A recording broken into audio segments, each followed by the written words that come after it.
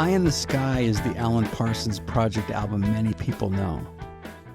And Stereotomy is the album that becomes more interesting when you stop asking it to sound like Eye in the Sky. Stereotomy is colder, harder, and much better than its reputation suggests.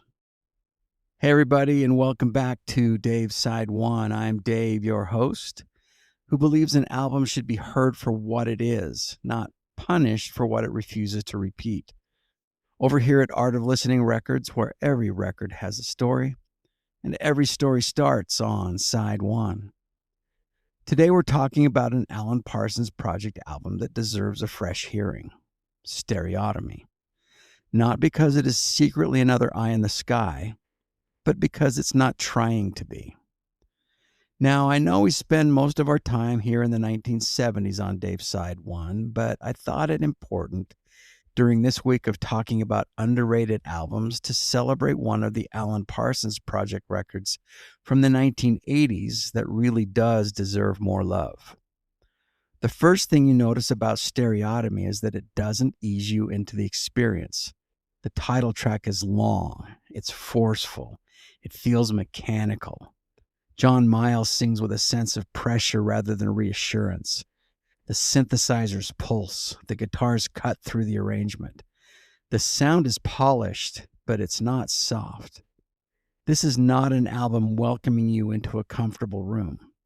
It sounds more like the room has closed around you. Even the title sounds technological, stereotomy. But the word did not begin with stereo equipment.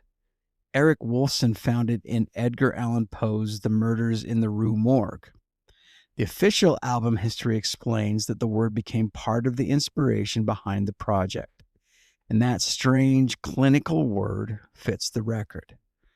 The album often feels as though people, emotions, and modern life are being examined, separated, and placed under pressure.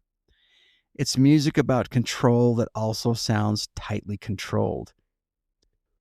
One reason I return to Alan Parsons Project albums is that they reward concentrated listening. So let's explore Alan Parsons a little bit more with a walk down Dave's memory lane. One reason I return to Alan Parsons Project albums is that they reward concentrated listening.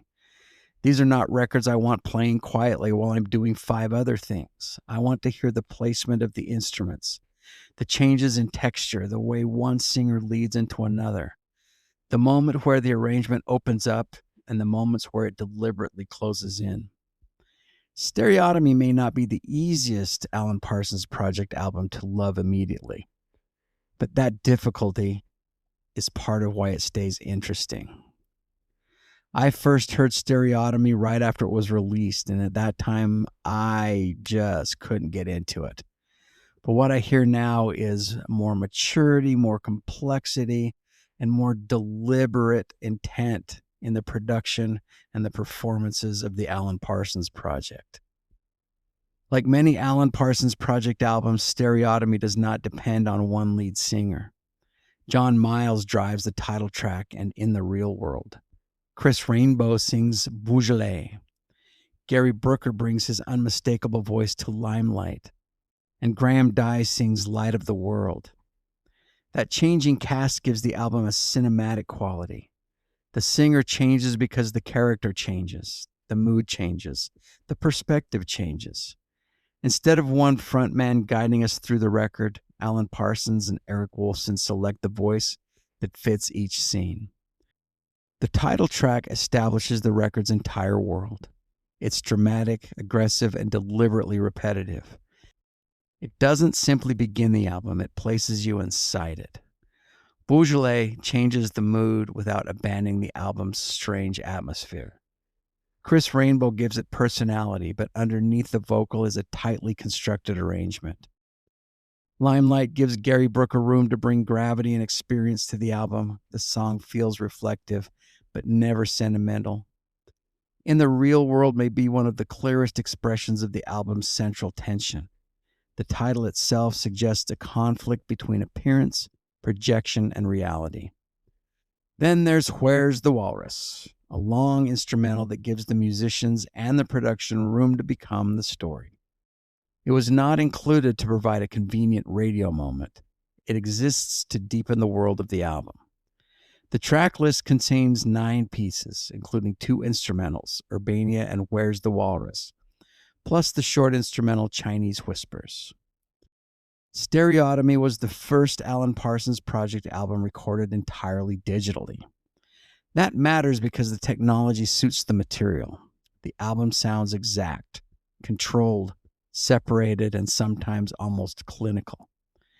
I don't hear that as a production defect. I hear the sound and the subject working together.